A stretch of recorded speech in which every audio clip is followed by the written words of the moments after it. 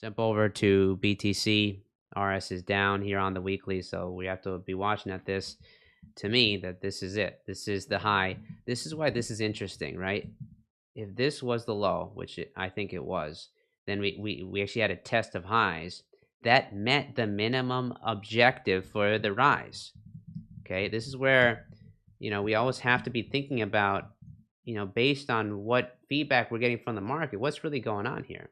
This is that low to me. This is the move back towards highs. It did meet that target and then never saw trade back over. And now clearly the overall bias has shifted to the downside.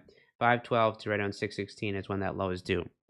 We're seeing similar timing as I am seeing, Coinbase, for instance, selling off quite sharply.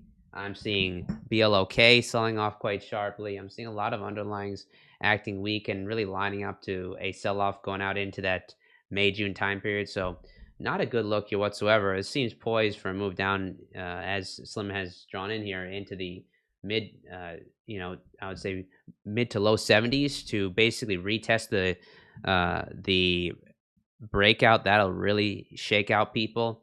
And if it did that, that would be really an interesting long spot back to the upside. But right now, this had a sharp move up. And just like any underlying, it may end up wanting to retest that area prior to turning back up. So need to be open-minded here. And at this point, the odds are favoring lower going out into the May-June time period. Jump over to the short term. This is it right here. You can see it. We've had quite weak action. I'm following these minor cycles. See the sell-off, the rally, the sell-off that almost equaled the low. That's a warning in the shorter term cycle structure. Then the rally, and then now we're selling off into that next minor trough, due right around 3.6.